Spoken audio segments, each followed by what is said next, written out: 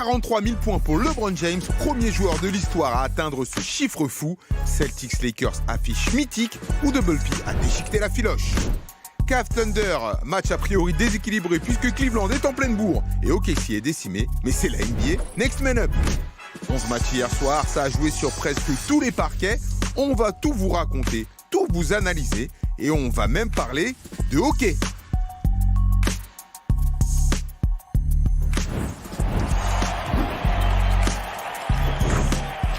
Et bonjour et bienvenue dans NBA Extra. Une nouvelle semaine qui commence. Et comment mieux la commencer qu'avec Fred Weiss et Chris Singleton. Il y a plein de moyens.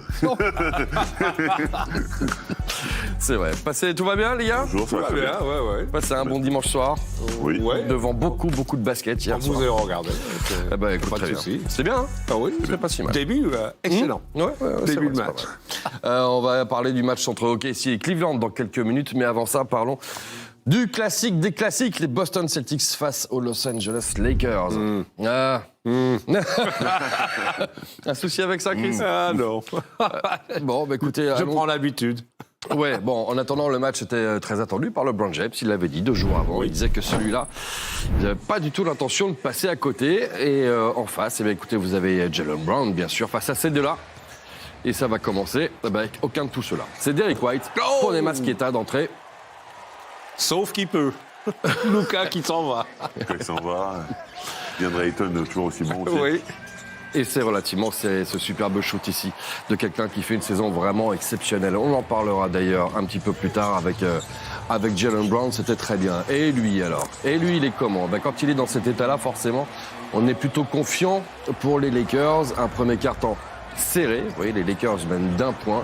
Et ça va continuer. C'est Luke Kennard qui est vraiment pas mal dans son intégration pour les Lakers. Ouais, mais il a amené du shoot. Bon, ça ne résout pas le problème défensif, mais... Bon, alors Et lui, il a amené du shoot aussi, mais du bon. Ouais. il est un peu chaud. Ouais. Le petit pipi, Peyton Pritchard, qui nous met ça et qui va surtout faire ça. Hop, aïe, aïe, aïe, aïe, aïe, aïe, aïe, aïe, aïe, aïe, aïe. Oh Dans oui. la tête. Encore oui.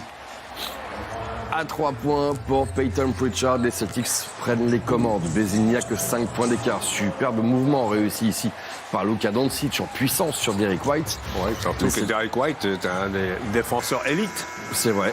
Et bien par contre en face il y a un shooter élite. Regardez-moi ça Shooter au buzzer. élite. Cette fois c'est Luka Doncic qui glisse un petit peu. Peyton Pritchard peut allonger. Et sous les yeux pendant The ce match, Godfather. absolument, de Pat Riley qui a eu droit à son ovation hier. Il a eu sa statue désormais devant la Crypto.com Arena avec beaucoup de ces légendes qui étaient sur le parquet hier soir. Et ça, c'était un grand moment. Dans le match, par contre, ici, c'est Jaylen Brown qui va commencer à donner un coup d'accélérateur. LeBron James, qu'on n'a pas encore vu dans le résumé, va déborder. Peyton Pritchard pour finir main gauche ici sur le Vooch. Le Vooch toujours en sortie de banc. Derrière, on a encore Jaylen Brown, salué par Jason Tatum, dont on se pose toujours autant de questions pour un potentiel retour. Peyton Pritchard aligne à 3 points et là, l'écart est fait et il est très important pour les Boston Celtics qui non seulement ont très bien attaqué, mais ils ont surtout très bien défendu. 89 points seulement pour les Lakers dans leur 22e défaite de la saison. 8 victoires en 9 matchs pour les hommes de Jaylen Brown ou de Peyton Pritchard, comme vous voulez. 39 victoires, 19 défaites maintenant pour les Celtics qui continuent leur formidable saison cette année. 3e défaite en 5 matchs pour les Lakers. Les Lakers, un coup ça va mieux, un coup ça va moins bien. Hier soir, c'était presque pire que du moins bien. Grosse défaite hier soir donc à domicile face à l'ennemi. Face au... Bon, c'est une rivalité, Oui. bon. Mais les Celtics hier soir étaient peut-être même plus qu'un cran au-dessus, à l'image, les gars, de Jaylen Brown. Regardons un petit peu les images d'un Jaylen Brown qui termine à 32 points, 8 rebonds, 7 passes, on le rappelle. Chris, qu'est-ce que ça t'inspire de voir un Jaylen Brown dans cet état-là? Ouais, qu'il a pris son équipe en main. C'est vraiment l'attaquant phare de cette équipe de Boston, même si y en a d'autres qui rapportent des choses, notamment Peyton Pritchard. Mais il est en totale confiance, Jaylen Brown, cette année. Il a pris les rênes de cette équipe dans l'absence du Tatum. Non seulement il est fort en basket, mais c'est un vrai leader qui savait que ce match-là était important. Non seulement sur le basket. Ce que je trouve beau, c'est qu'il prend 28 tirs, il n'en met que 10, et finalement, son pourcentage n'est pas très bon. Sauf qu'il est tellement l'électron qui attire tout le monde, toutes les défenses, etc., qui crée du jeu pour tout le monde. Il a un volume de jeu incroyable. Et même quand il n'est pas à droite, il continue à fournir. Et ça, c'est encore plus fort, je trouve. Grosse performance hier soir de Jaylen Brown. Et celui qui en parle peut-être le mieux, eh bien, c'est LeBron James. Écoutez-le. You know, our relationship has been, pretty respectful. Besides the said about Bronny at Summer League, but other than that, you guys were able to but other than that, we've been all right. I think he went on social media and said something about it. It's all good, but Bronny got a long way to go. But that's another story. So, but the kid, listen, JB is playing great basketball, man, and you can't fault his. This whole MVP thing, I don't understand why his name is not getting talked about some as well. Like, nobody gave them a shot to start the season. And he's having, 30? Yeah, just under. Yeah, just under 30? Yeah, it's a popularity contest sometimes, I tell you. Et il n'a pas que tort, LeBron James. Le MVP ladder, c'est-à-dire où est-ce qu'on en serait, par exemple, si la saison s'arrêtait aujourd'hui, qui serait élu MVP? Eh bien, pour l'instant, dans cette course au titre de MVP, c'est Shai qui est devant Nikola Jokic, Luka Doncic est 3e, et ça, c'est intéressant de noter qu'il est devant Cade Cunningham et Victor Wembanyama, et 6e seulement ou pas, c'est vous qui allez me dire, Jaylen Brown. Quand on sait que Nikola Jokic n'a plus qu'un match avant de sortir de la course au MVP, que Shai Gilgeous-Alexander n'a pour l'instant pas de date de retour précis, ça peut être très juste pour Shai pour continuer à espérer conserver son titre de MVP, on aurait donc 1 Luka Doncic, 2 Cade Cunningham, 3 Victor Wembanyama, d'accord? Et donc 4, donc seulement 4 Jaylen Brown. Seulement 4 ou vraiment 4? Moi, je suis désolé, Luka Doncic, oui, il fait une saison individuellement fantastique, mais son équipe, elle mérite... La question est pour Jaylen Brown. Oui, non, mais je suis d'accord. C'est pour ça que je vais parler de Luka Doncic en premier. Moi, je montrais Cade Cunningham, parce que clairement, il fait une saison incroyable, et je pense que je mettrais Jaylen Brown en numéro 2 de ton classement à toi, donc en numéro 4 actuel. Okay. Parce que... personne ne les attendait à ce niveau-là. Il fait une saison fantastique. Il est le leader d'une équipe qui sort un peu de nulle part. Il fait des statistiques incroyables. Il est bon des deux côtés du terrain. Je pense que je mettrais Luka plus loin et je le mettrais plus haut. Mais j'ai un 2 de ton classement. Ok. Ouais, souvent, moi, je regarde le classement avant de penser à un MVP. Okay. C'est vrai que Boston est 2e dans leur conférence. Il est à 30 points de moyenne et c'est un véritable leader de son équipe. C'est vrai. Donc, je sors Doncic de là, je remonte Cunningham et je glisse Jaylen Brown tendrement derrière. Pas loin avec Victor, parce que Victor, ils sont 2e aussi et il y aurait vrai match avec Victor. Mais je le trouve vraiment loin par rapport à ce qu'il propose, par rapport à ce que son équipe propose, je le trouve trop loin. Évidemment, LeBron James n'est pas dans la discussion, mais ça, c'est une autre histoire. LeBron James qui a malgré tout dépassé hier soir une nouvelle barre, la barre des 43 000 points en carrière. Voilà, ça continue. De toute façon, la légende continue de s'écrire match après match pour LeBron James. Hier soir, il était à 9 sur 21 au shoot. Et voilà, de toute façon, ça continue. 1600 matchs joués maintenant pour LeBron James. Il y a 11 matchs numéro 1 all-time. 11 matchs. Et il reste pour Robert Parrish. Voilà, c'est un garçon qui a une durabilité, j'ai envie de dire, qui est fantastique, où il continue à faire des perfs. Alors oui, 9 sur 21, certains vont encore critiquer, surtout son 1 sur 5 à 3 points. Sauf que c'est juste monstrueux qu'à son âge, il puisse encore avoir cet impact. Et heureusement qu'il a cet impact, parce que cette équipe des Lakers, sinon, ce serait quand même bien compliqué. Oui, tout à fait. Hier, on a vu pendant un moment un concours LeBron-Doncic. Pas de collectivité du tout, donc ça joue très mal au basket à Los Angeles. Donc, s'il ne marque pas énormément de points, si Reeves, Doncic, LeBron n'en sont pas là, et en plus, on voit, il est là, il est toujours là, il est toujours capable de faire des stats. Mais est-ce que ces stats-là vont influencer le résultat de moins en moins? En attendant, on voit donc 43 008 points désormais pour LeBron James. Je ne sais pas combien il terminera, je ne sais pas quand il terminera sa carrière, probablement dans un an. Moi, je ne trouve pas du tout à une retraite cette saison, en fin de saison. Mais bon, voilà, donc la légende n'est pas prête de s'arrêter pour LeBron James. On a vu très brièvement dans le résumé justement Pat Riley qui est revenu à Los Angeles. Alors c'était pas au Staples Center ni à la Crypto.com Arena. À l'époque c'était au Forum d'Inglewood que ça avait brillé, le fameux Showtime des Lakers, très cher à Chris Singleton. Et donc il a été honoré hier soir. Pat Riley, regarde. The Genie Buzz, love her to death, for saying yes to the statue out here now on the Plaza of the Stars. I can't believe I'm being there. I cannot believe it. I want to thank all these men. I really do. They were part of the whole trip.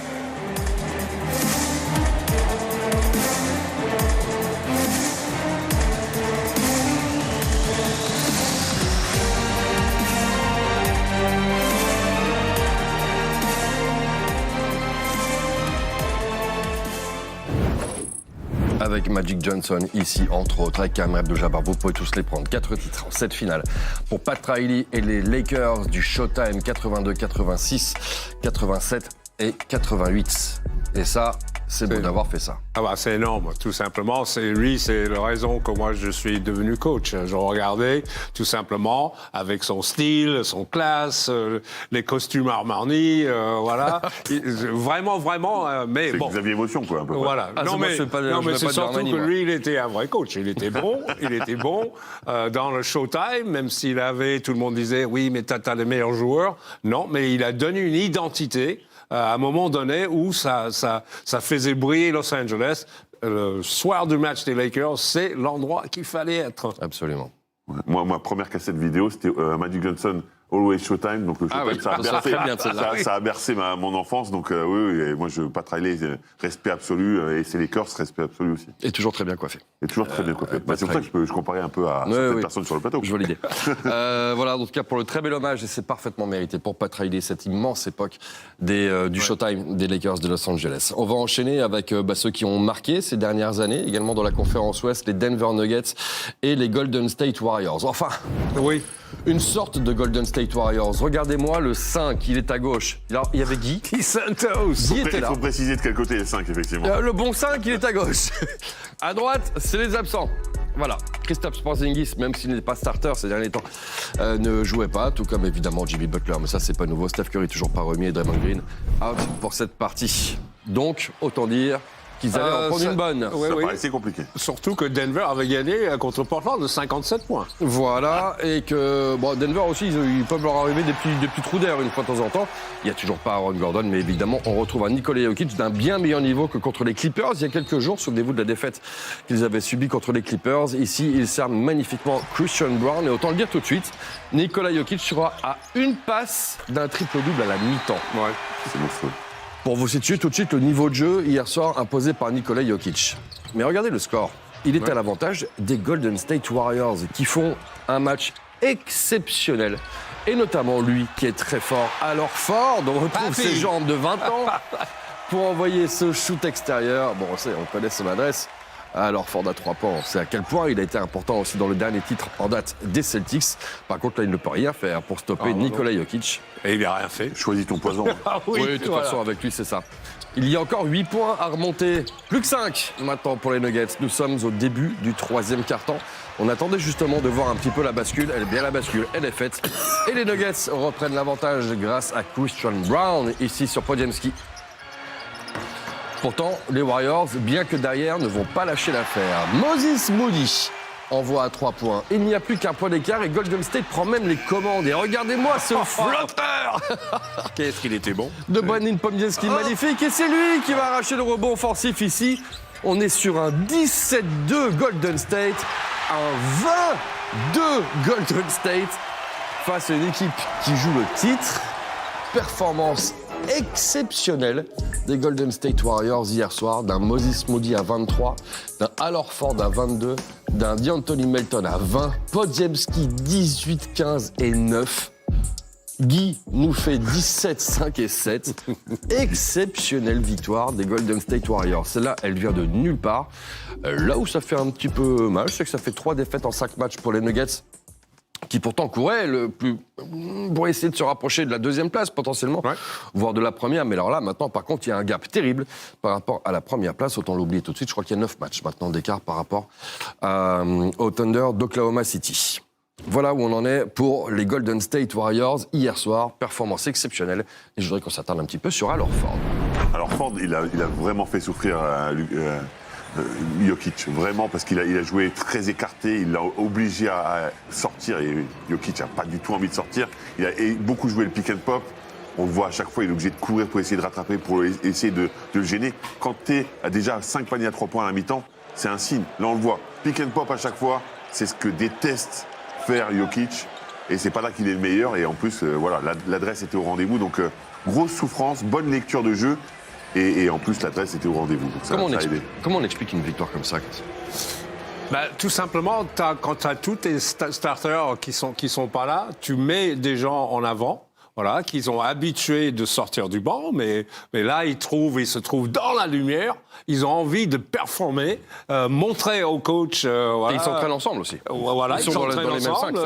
Il y a une fluidité, c'est pas. Et tu ajoutes un Al Horford là-dedans. Tu as le leader exemplaire. Et c'est vrai que il s'est pas trop approché du cercle. Non, mais en fait, c'était ce qu'il fallait faire. Et puis les Nuggets, ils ont fait, peut-être l'erreur, mais ils n'ont pas changé les écrans. Donc le pick and pop, il était tout simplement ouvert. Donc belle soirée pour les Warriors. À noter quand même 42 passes décisives sur 48 paniers. C'est plutôt correct en termes de jeu et de basket. C'est très agréable à voir. Il était plutôt content de son coup hier soir. 3 matchs à voir tout de suite. Les Brooklyn Nets jouaient face aux Hawks d'Atlanta, les Raptors face aux Bucks. Et on commence avec le match entre les Dallas Mavericks et les Pacers d'Indiana. Gros choc compté par Adiolala. Chris Middleton retrouve des couleurs. Les Mavs jouaient face aux Pacers d'un Pascal Siakam efficace. 30 points, 8 rebonds, 3 passes. Le voilà, Chris Middleton, simplicité, efficacité, backdoor, la planche, panier, 25 points à 11 sur 15 au tir. C'était un peu le revival des anciens.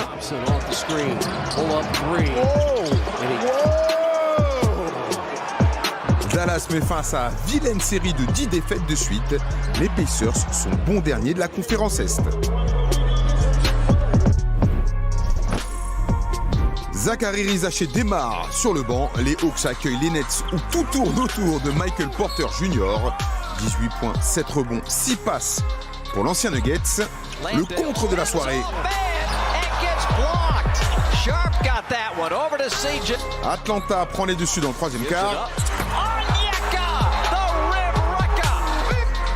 Brooklyn s'est battu jusqu'au bout. Ils avaient 11 points d'avance dans le quatrième quart, mais ça n'a pas suffi. Score final 115-104. Ils ont démarré ensemble leur carrière aux Lakers. Depuis, ils ont pas mal bourlingué. Brandon Ingram et Kyle Kuzma étaient adversaires hier soir. Et une équipe a beaucoup mieux joué que l'autre. 22 points, 6 passes pour B.I. Petite devinette, c'est Kevin Porter Jr. ou Cam Thomas. Même coupe, même dégaine, même façon de croquer. Cette fois-ci, c'est KPG. 22 points, 10 passes D quand même. Un passe va d'école où Emmanuel Quickley va plus vite. Les Raptors l'emportent face aux Bucks. 122-94. 4 victoires en 5 matchs pour Toronto. Et malgré les 14 minutes d'Ousmane Dieng hier soir, le tanking se passe bien, Brooklyn, visiblement. Oui. ça va. Vous allez voir, c'est pas les pires de la soirée. Non. Parlons d'une très belle affiche, théoriquement, du moins, entre le Magic d'Orlando et les Los Angeles Clippers. Je dis toujours théoriquement, parce qu'on peut avoir des belles affiches et des matchs moisis. À l'arrivée, hier soir, c'était un bon match entre des Clippers qui sortaient d'un bon coup, notamment face aux Nuggets. Quant au Magic, ils sortaient d'un mauvais coup contre les Suns. Voilà, c'est ça. Ça a été un match assez étonnant. Et contre les Suns, ils vont peut-être essayer de se refaire là-dessus. Le Magic, ici, Paolo Banchero, en tout cas, s'impose face à Nico Batum. Et le Magic est devant, mène de 4 points. Et les nouveaux, Bénédicte Mathurin, c'est l'ancien Kawhi Leonard, de l'interception de l'ancien joueur des Pacers. Et ça part de l'autre côté pour la star des Clippers. 53-51 désormais. On est dans les 2 dernières minutes de la première mi-temps. Desmond Bane, en ce moment, il est un peu chaud. Il est trop chaud. Attention, il ne faut pas toucher lui. Derrière, Kawhi Leonard. Et heureusement que Kawhi Leonard est bon, je vais vous dire, en ce moment, pour les Clippers. Il est maintien en vie dans cette partie. Il passe même devant. Nous arrivons à la fin du 3e quart-temps. Une perte de balle qui va coûter cher ici, puisque ça va se concrétiser par 2 points de plus pour Desmond Bane. Et le Magic qui prend les commandes. Toute fin de 3e quart-temps maintenant. Il faut ce shoot vraiment étonnant, signé Bénédicte Mathurin, qui a encore signé une jolie ligne de stats hier soir. En deçà des 2 premiers matchs qu'il a sortis, mais un peu plus dans ses habitudes à lui. Desmond Bane ici, 107 partout. Et on le sait, les Clippers sont très très forts dans les moments clutch, mais ce coup de sifflet ici, parce que le panier va finir par être accordé à Desmond Bane. 111-107. 30 secondes encore à jouer, ça ne va pas lâcher l'affaire pour les Clippers. Le joli shoot ici, quelle image, signé Kawhi Leonard. Classique.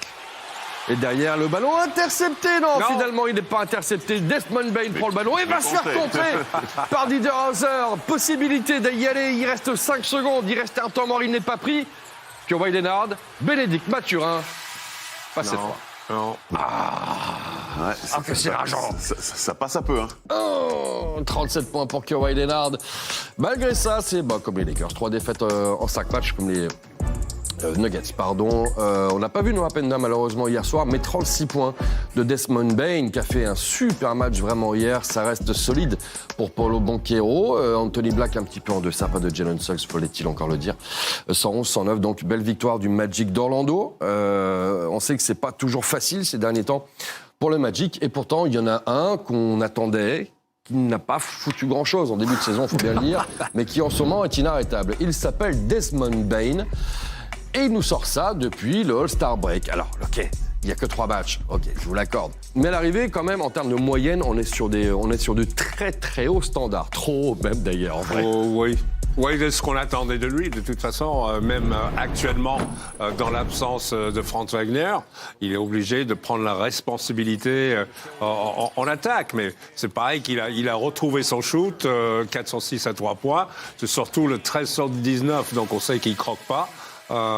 Mais bon, une seule passe, ça pique un peu les yeux. Ouais, mais je suis pas sûr qu'il soit là. Il n'est pas vraiment là pour ça. Et moi, je suis content de le revoir en confiance. On voit que quand il prend les shoots, il les prend en confiance. Moi, j'ai fait le match contre les Suns. Dès le début, il rentre dans le match.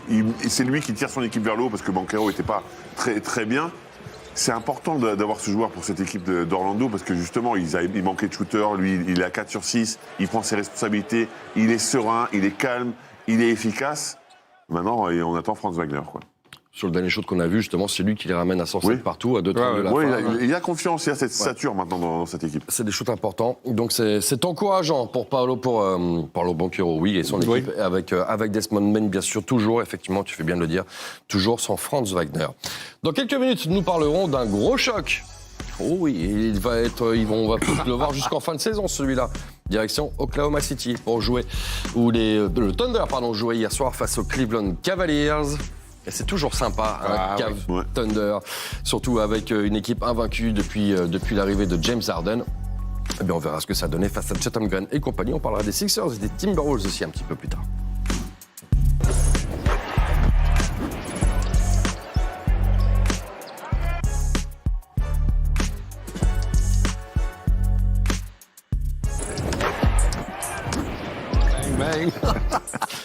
De retour sur le plateau d'NBA Extra où pendant 2 minutes et 30 secondes, ils ont été très sages. Oui.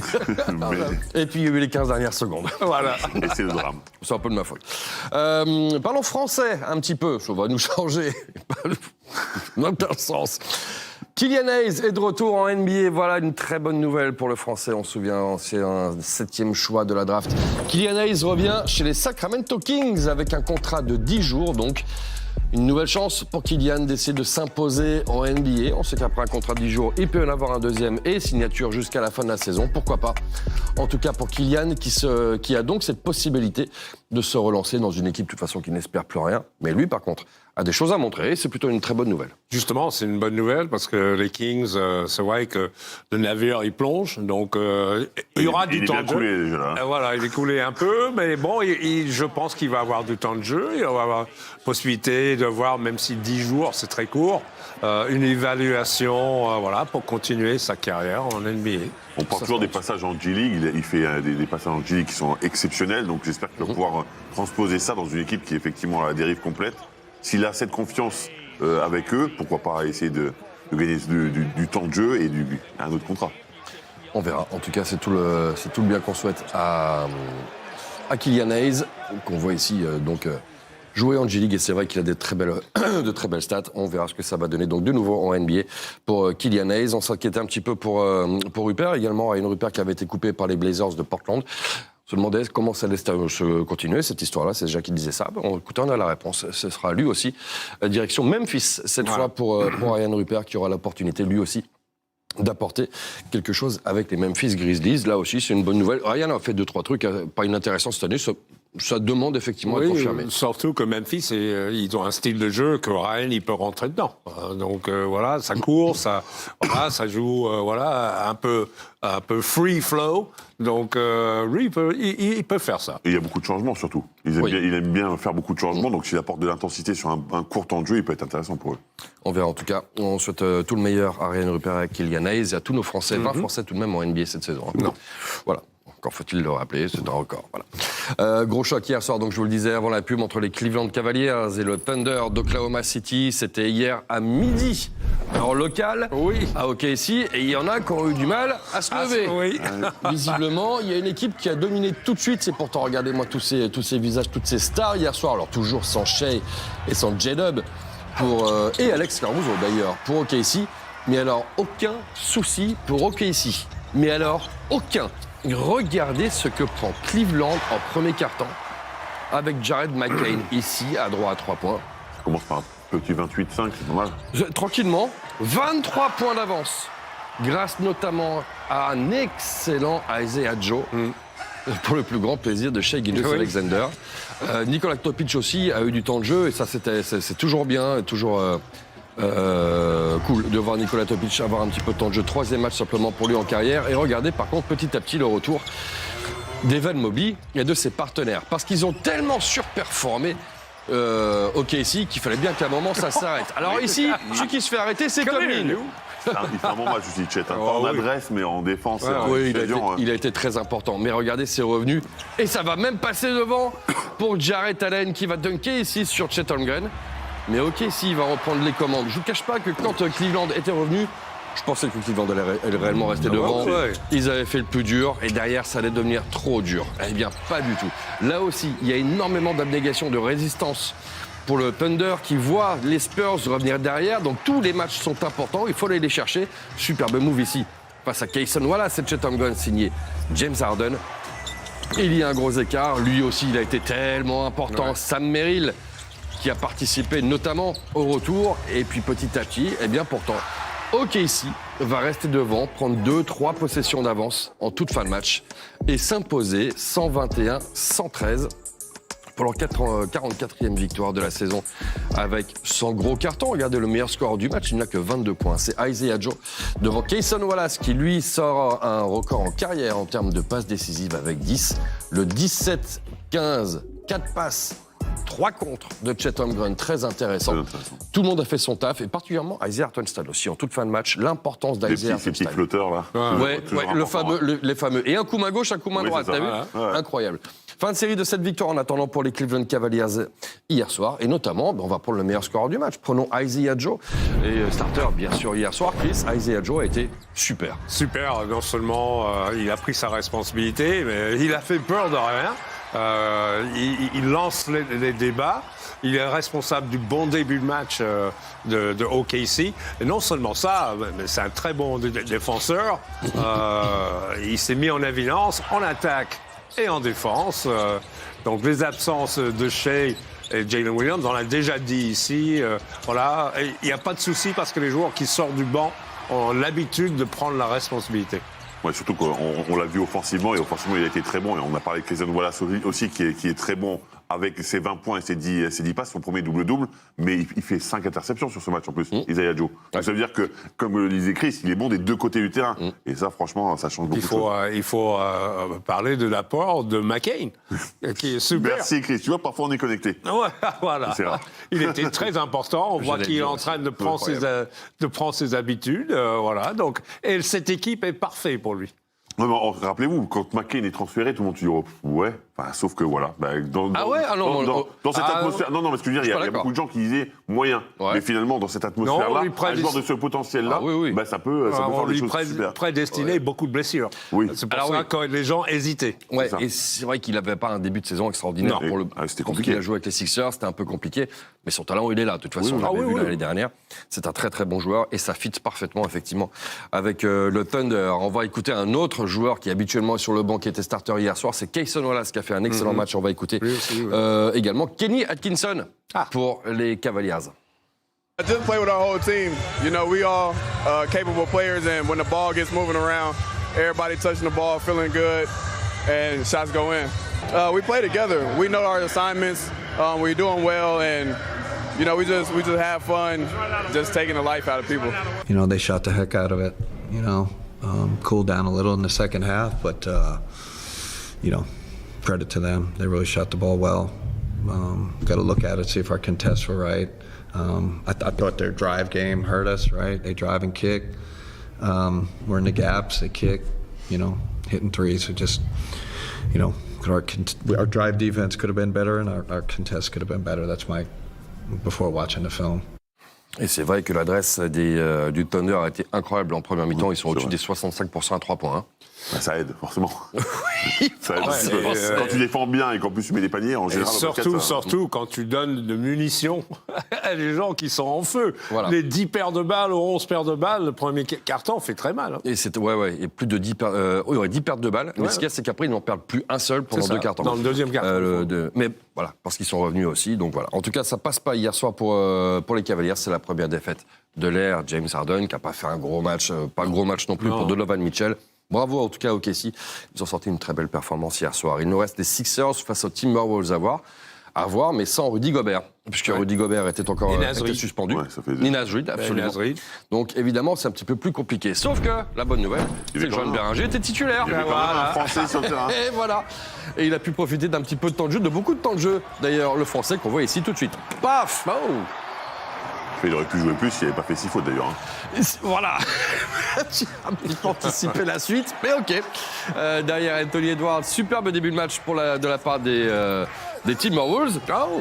Sauf que ça ne va pas durer. Alors Dominique Barlow n'a pas fait un énorme match hier soir, mais en tout cas il va au contact et il obtient la faute. Et petit à petit, les Sixers prennent les commandes. Lui, il a été infernal.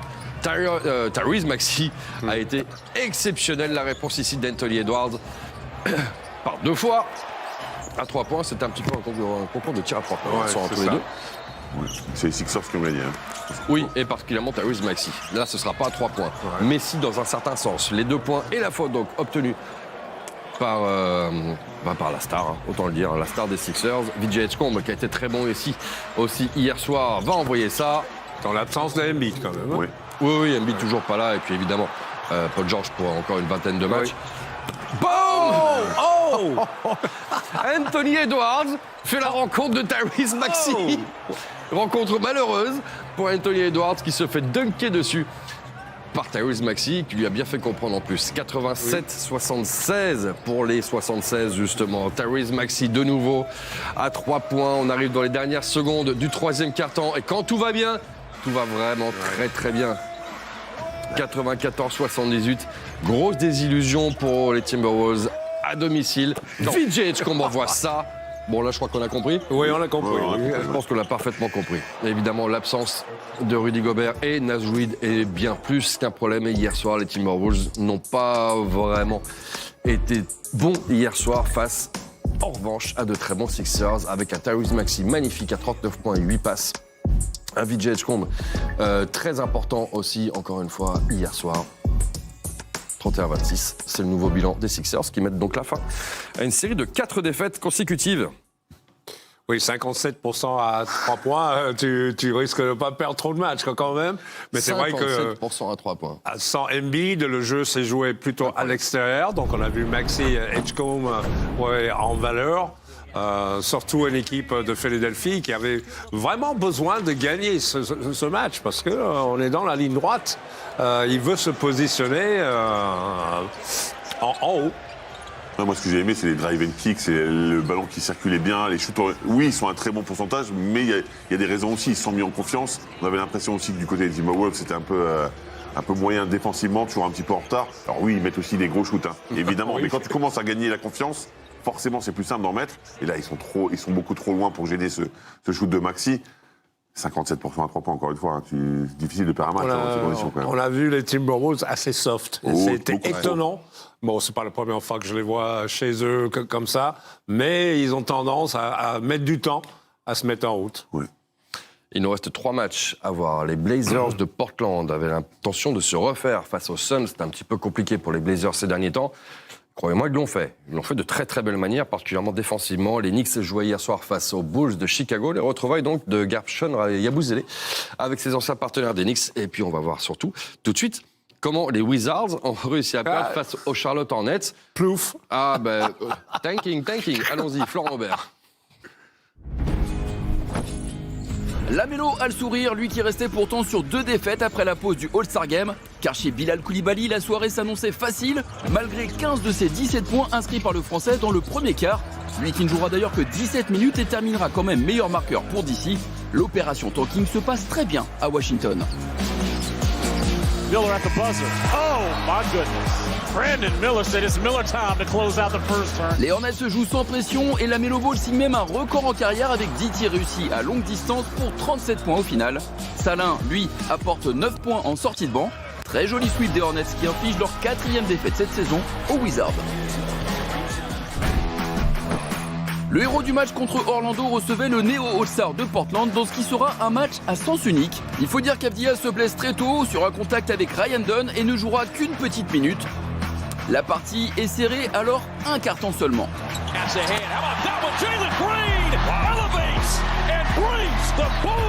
Derrière, Portland accélère dans le deuxième quart à l'image des 23 points de Jeremy Grant et construit tranquillement sa victoire sans plus jamais perdre le lead. Klingan, lui, soigne ses stats avec 23 points et 13 rebonds. Après avoir perdu Dylan Brooks qui soigne sa main, la soirée était trop compliquée pour ses Suns. Josh Hart n'a laissé aucune chance à Benny the Bull en avant-match. Le ton était donné et pourtant privé de Ivy et Simons blessés, les Bulls réussissent à être devant d'un petit point à la pause. Au retour des vestiaires, les Knicks se sont appliqués, 19 points et 9 assists pour Brunson, mais c'est surtout un effort collectif bien emmené par les 28 points et le 39e double-double en carrière de 4. Victoire en souffrance pour les New-Yorkais. Ouais, effectivement, c'était pas simple, mais ça passe. Hier soir pour les Knicks, donc 105-99, c'est le score final, et donc Gershon Yabusele. Alors déjà un petit mot sur Bilal Koulibaly. Voilà, 17 points en 17 minutes, super match pour Bilal Koulibaly. On lui a pas demandé son avis, on l'a laissé sur le banc. Et c'est comme ça. Il manquerait plus qu'il joue en plus. Hein. Voilà. Donc voilà, c'est très compliqué. Donc on a eu aussi le retour et les retrouvailles de Gershon Yabusele avec les Knicks. L'occasion de demander à Mike Brown, justement, ce qu'il avait pensé, ce qu'il pense réellement par rapport à Gershon Yabusele. Nous n'avions tout simplement pas de minutes régulières à lui offrir.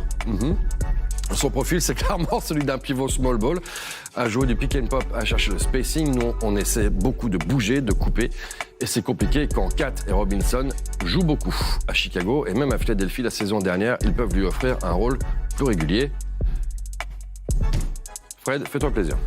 Non, mais en fait, c'est clairement le coach qui est arrivé avec un joueur qu'il voulait pas. Il est arrivé après que le joueur soit choisi. On peut dire que c'est les errances de New York pour trouver un coach. En fait, tu peux pas construire un roster sans avoir ton coach. Donc déjà, c'est ridicule. Et quand ton chien va pas bien, tu dis qu'il a la rage. Hein. Donc forcément, c'est beaucoup plus simple de dire ça.